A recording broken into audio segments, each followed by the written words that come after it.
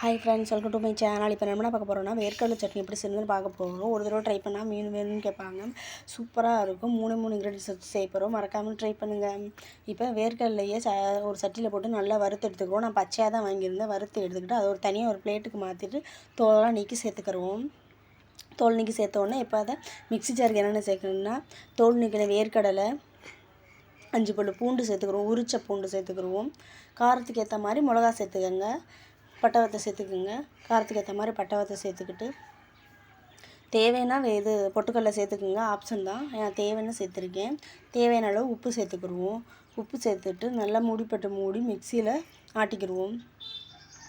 மிக்சியில் அடித்தோடனே இந்தளவுக்கு தண்ணி சேர்க்காமல் அடிங்க. இப்போ கொஞ்சமாக தண்ணி சேர்த்துட்டு நல்ல ஃபைன் பேஸ்ட்டாக அரைச்சிக்கோங்க.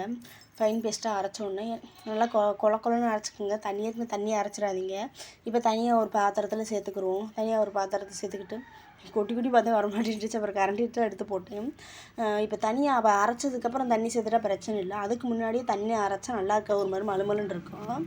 இப்போ அந்த தனியாக எடுத்து வச்சுக்கிட்டு தேவையான அளவு நம்ம தண்ணி ஊற்றிக்கிடுவோம். தண்ணி ஊற்றி நல்லா கலந்து வச்சுக்கிறோம். இப்போ அடுப்பில் சட்டி வச்சுக்கிட்டு தாளிக்கிறதுக்கு என்னென்னா அடுப்பில் சட்டி வச்சுட்டு எண்ணெய் காஞ்சோடனே கடுகு உளுந்து போட்டு கருவேப்பிலை பட்டை போட்டுக்கிடுவோம். பட்டை போட்டு நல்லா கிளறி விட்டுக்கிட்டு இப்போ தாளிச்சதை சட்னியில் சேர்த்துக்கிடுவோம். சட்னியில் சேர்த்துட்டு அவ்வளோ சூப்பராக இருக்குது. இட்லி தோசைக்கு வச்சு சமைச்சு பாருங்கள், செம்மையாக இருக்கும். நீங்களும் இதே மாதிரி ட்ரை பண்ணுங்கள். மறக்காமல் லைக் பண்ணுங்கள், ஷேர் பண்ணுங்கள், சப்ஸ்கிரைப் பண்ணுங்கள். நம்ம அடுத்த வீடியோவில் பார்ப்போம். டாடா பாய். இதே மாதிரி செஞ்சு கொடுங்க. வேணும்னு கேட்பாங்க குட்டீஸ். பாய்.